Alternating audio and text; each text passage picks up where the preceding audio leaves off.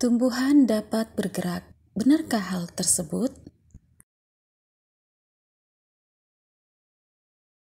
Tumbuhan juga dapat melakukan gerak.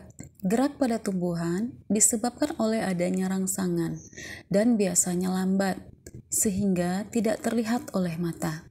Kemampuan tumbuhan untuk menanggapi adanya rangsangan atau bereaksi terhadap rangsangan disebut iritabilitas. Di sini dapat dilihat pergerakan bunga matahari selama seharian penuh adalah salah satu hal yang paling menakjubkan di alam. Seluruh bunga mempertunjukkan pergerakannya.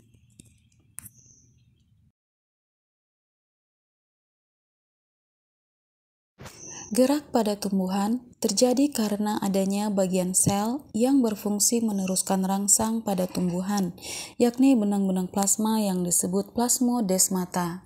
Di dalam sel tumbuhan terjadi pergerakan yang selalu berotasi.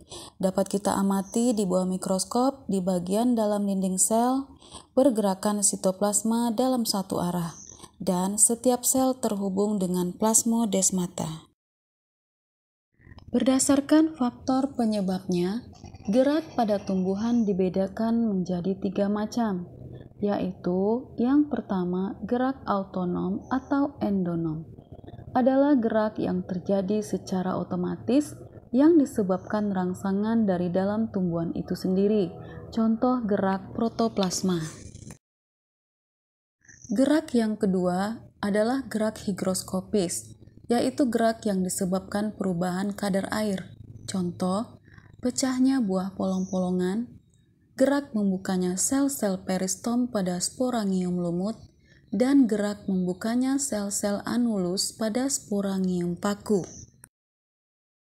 Ketiga, gerak esionom adalah gerak yang disebabkan karena adanya rangsangan dari luar. Dapat diamati, akar tumbuh mengarah ke dalam tanah, dan pucuk tanaman akan tumbuh ke atas. Pergerakan atau pertumbuhan tanaman ini didasarkan pada arah rangsangan. Rangsangan datang dari luar atau disebut stimulus eksternal. Ini dapat berupa cahaya, gravitasi atau gaya tarik bumi, sentuhan, sumber air, arah gerakan atau pertumbuhan mendekati atau menjauhi rangsangan. Ini disebut dengan gerak tropisme.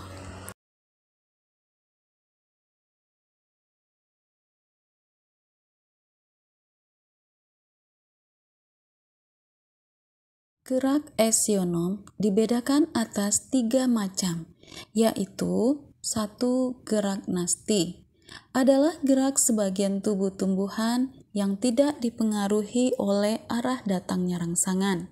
Terdiri atas yang pertama niktinasti, yaitu menutupnya daun tanaman polong-polongan karena rangsang gelap. Contoh lamtoro, petai Cina, sengon laut. Yang kedua, seismonasti, yaitu menutupnya daun putri malu karena rangsang sentuhan. Contoh putri malu atau mimosa pudica. Yang ketiga, fotonasti, yaitu membukanya atau mekarnya bunga pukul 4 karena rangsang cahaya. Contoh mirabilis jalapa. Yang keempat, nasti kompleks, yaitu membukanya atau menutupnya stomata karena rangsang suhu, cahaya, gula, dan lain-lain. Gerak nasti juga dipengaruhi oleh rangsangan seperti sentuhan, cahaya, atau panas. Tetapi gerak nasti tidak dipengaruhi oleh arah datangnya rangsangan. Gerak nasti tidaklah gerak tumbuh, dan gerak ini dapat kembali seperti semula. Pada tanaman kantung semar dan penangkap serangga, tanaman ini akan menutup saat menangkap mangsanya. ini merupakan gerak nasti.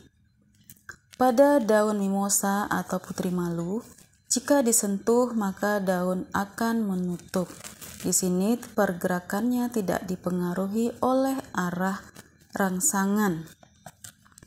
Pada daun oksalis, bergerak dipengaruhi oleh intensitas cahaya. Daun akan membuka saat siang hari dan menutup saat intensitas cahaya berkurang. Pada beberapa bunga seperti bunga matahari, bunga kecubung, dan bunga tulip akan mekar pada siang hari dan menguncup pada sore hari. 2. Gerak tropisme adalah gerak sebagian tubuh tumbuhan yang dipengaruhi oleh arah datangnya rangsangan. Terbagi atas geotropisme atau gaya gravitasi. Contohnya, gerak ujung akar menuju pusat bumi disebut geotropis positif, sedangkan gerak ujung batang menjauhi pusat bumi disebut geotropis negatif.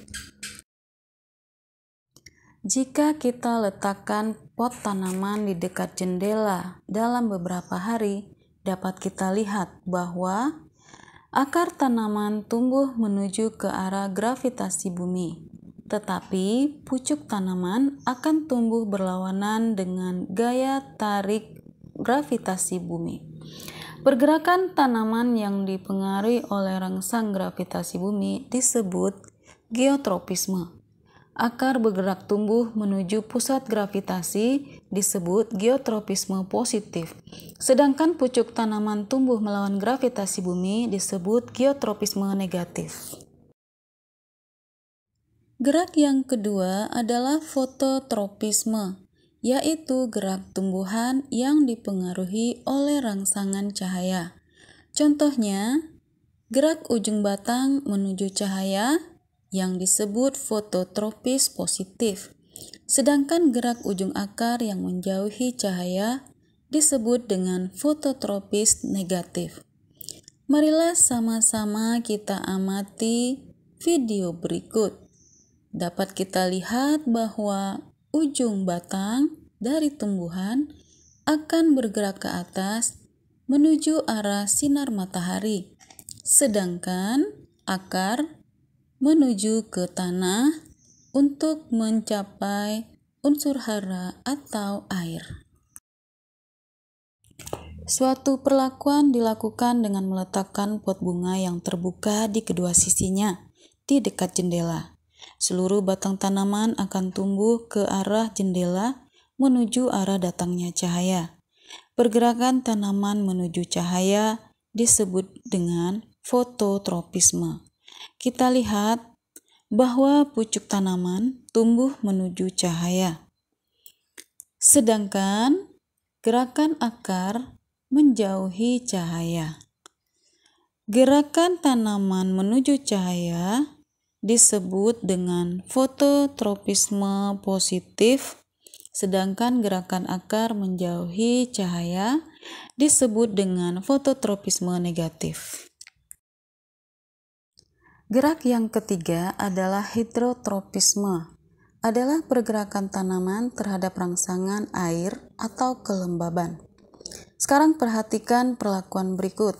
Dapat kamu lihat bahwa akar biji kacang tumbuh menuju air. Di sini, air adalah sebagai stimulus. Akar tumbuh ke arahnya. Lihatlah akar-akar berikut yang tumbuh menuju air. Yang keempat, tigmotropisme atau getaran. Pada tanaman yang memiliki sulur tumbuh dan membelit ke arah benda atau objek yang bersentuhan dengannya. Contoh gerak membelitnya sulur tanaman Cucurbitaceae.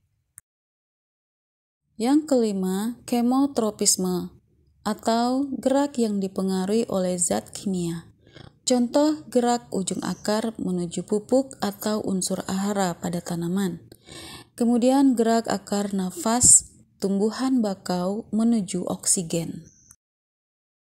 Gerak esionom yang ketiga adalah gerak taksis, yaitu gerak pindah tempat seluruh tubuh tumbuhan menuju atau menjauhi rangsangan yang dipengaruhi oleh arah datangnya rangsangan. Contoh fototaksis, yaitu gerak pindah tempat karena rangsangan cahaya.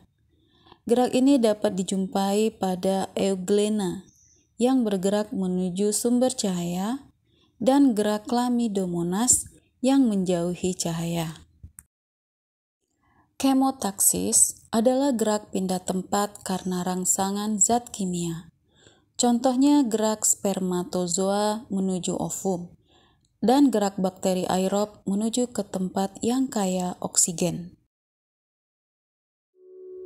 Setelah mendengar uraian tadi, dapat disimpulkan bahwa ternyata tumbuhan dapat bergerak.